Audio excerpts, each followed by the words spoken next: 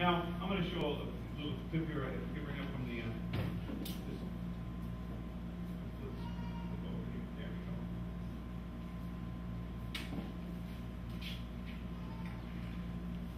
Is that tight enough?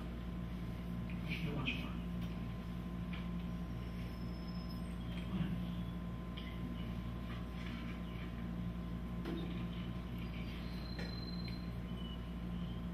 There you go. Good. I fixed it.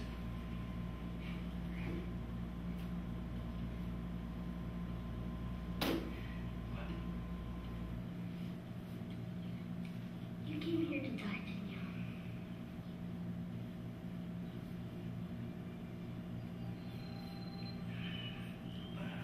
I like this place, and I love the people here.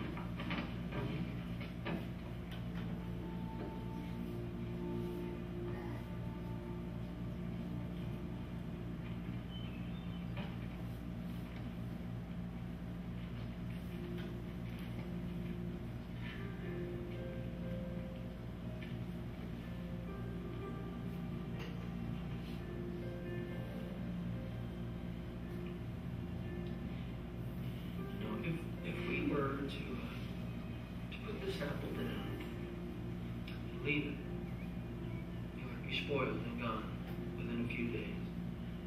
But if we were to bite it like this, it would become part of us. We can take it with us forever.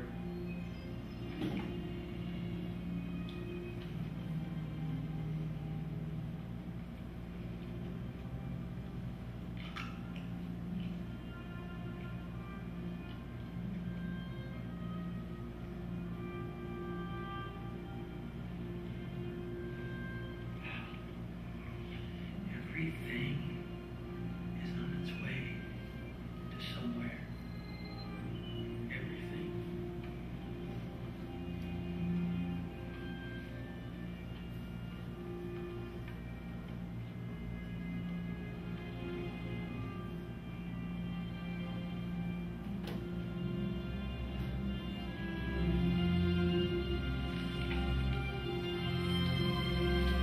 That's a good bite.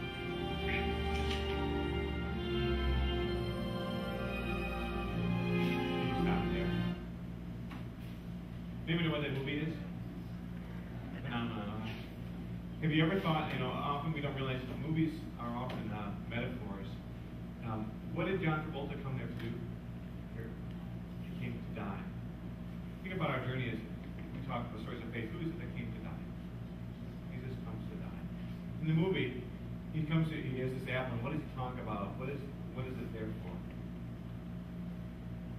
So if we throw it down, it's going to rot, we waste it. But if we eat it, what happens to it? It's part of us, right? So each of them that have eaten of it are connected together by this meal they've shared that connected them.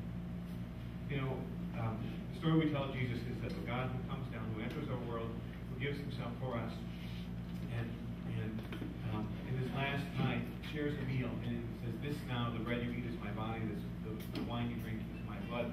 He says, "Eat this, all of you," right? And so we too become part of Jesus. We are connected not only with him, but with each other in this mystical way that's beyond our understanding. Now, the two things we celebrate as sacraments, the second is we call communion. In this place where bread is broken and wine is poured. And we hear the words Jesus saying, "This is my body, and this is my blood," and it assures us that when we share this meal, that Jesus is there. That's right. That Jesus is here in the table, in the plane, and having fun together. That Jesus is present in all these things. And we share this meal, proclaiming that, understanding that Jesus comes to us and that we are connected. If we can click on, I'm actually going to skip this. You can kind of quickly, but there are a number of places actually where Jesus invites us to us. Through 3 of the 4 Gospels, Jesus shares this meal and says, "To do this to remember him." And Paul writes in 1 Corinthians, we read here, that the reason we share this meal is because Jesus did this, and we remember how he said that last night. In fact, the words we use each Sunday are almost the same words Paul uses. "This is my body given for you. This is my blood that's shed for you."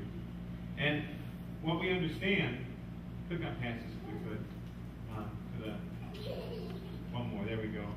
We understand that Jesus is with us. It's the Christ of memory. that we remember Jesus' death, and in eating and drinking, we are also participating in the saving event. So we're not just remembering. Some traditions emphasize remembering. We understand that Jesus comes to us, the living Jesus is present to us in the meal we share.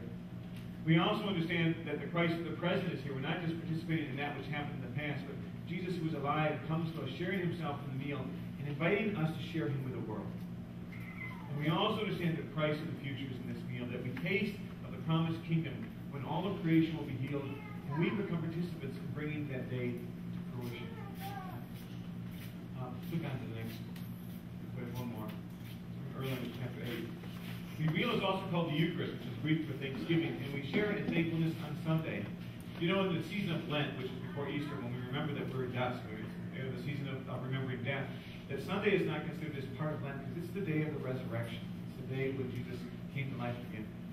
And so we share this meal thanking God that even though we walk in the midst of death, that God has overcome death, and he comes to us hidden in this ordinary meal of bread and wine, which is what people in Jesus' day would share at every meal.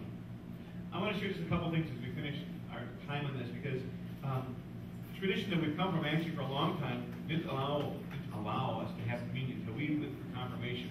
There was kind of a schizophrenia to it, because baptism we would do for babies, saying you didn't have to know anything special, you just belonged to God. And then we went and said you had to understand communion before you could share it. And many churches still do that. But in many ways it was actually a misreading of that passage from 1 Corinthians we were talking about, where Paul was actually addressing a community where they would come together to eat. And unlike where we just have a piece of bread, a simple piece of bread and wine, they would share a whole meal together, which we kind of do. You get your, some cheese and crackers and our donuts, and we share a meal together. But some people who were wealthy would get there early, and they'd bring their steaks for themselves. And others who were poor, especially those who were in slavery, would be there late. And sometimes they would get there so late that there was no food left for them. And Paul is saying, look, he says, sometimes you have this, and some of you go away drunk. You've drunk all the wine, and no one else has any. And others go away hungry, without eating. He says, this isn't right. And the passage that we've often taken to say you better be old enough to understand it is where Paul says, you need to discern, you need to see Jesus' body present there. And we thought it meant that we need to see that Jesus is in here, and people need to be old enough to understand that, intellectually. But what Paul is really saying is this. He says, you need to see Jesus' body, people, the living people, present there. You need to recognize that. And if you're eating a meal and leaving people out, you're not recognizing it. And that's wrong. He said, that, you can't do that. So in many ways, the way we treated it actually did just the opposite of what Paul wanted. We left people out of the meal, thinking they need to understand what Paul was saying. Don't leave anyone out. Everyone belongs at this meal. It's God's meal where God's family belongs. It's been difficult. I can still remember when our oldest Joshua was very little, and we were still part of the community that you had to be old enough to have this. And I remember trying to talk with him about it, and I remember him breaking into tears saying, why can't I have that? And I remember talking to another pastor who said they had done this thing where they did a prayer bread. That the week before, they had taken dough and they put it up on the table in front. People came up and kneaded their prayers into it, right? And they baked it and used that for communion bread the next Sunday. And in the middle of the week, they realized that kids had come up and kneaded their prayers into that. And they said, how can we not let kids have this bread that they put their prayers into? So for that Sunday only, they let them come up. She says, this little kid came up and she gave him the piece of bread. And he looked at the bread and he goes, finally. I think we have to realize what this meal says to us. It says this is the place we belong and that no one can be left out. Click the next one if we could. Skip that. I'm sorry, skip that Bible passage and go to the. I'm sorry, Ryan, I should have told you that. There we go, one more. We share this meal celebrating that God is in flesh. That God comes to us in flesh, in the real, in the world. That God is involved. That God is involved in our lives and everything going on. That God is with us. In fact, the name that the angel says to call Jesus at his birth is Emmanuel, which means God with us. That God is in creation. That creation is good. That God is with all and God is through all. Last one. That, again, we have to understand this way of seeing is seeing God, the crucified Jesus, is God in the flesh. God who enters our darkness of our existence to gather us into a kingdom of wholeness, unity, and peace.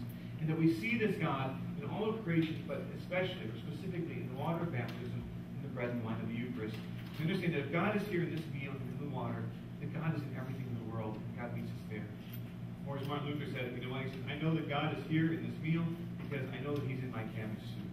I want to finish our time inviting us into this journey. I want to invite us to affirm baptism, and some of us may or may not have been baptized, and that's okay. If you want to come up for a blessing, but I want to invite us as we close with our closing song to do this in just a moment. I'm actually ask the band if they come up now to do that. And I'm going to have us do this during the music. You can come up if you want. You don't have to, but I'm going to invite you to do that. To remember that you belong to God and the invitation God gives us to live life. And we often close our time with announcements, and I like to actually think of it as announcements because it sounds like it's like these are things that are just going on. This is how we live out that God is in the world. And we're reclaiming Jesus' message for everyone. We're letting people know that this is the way God works.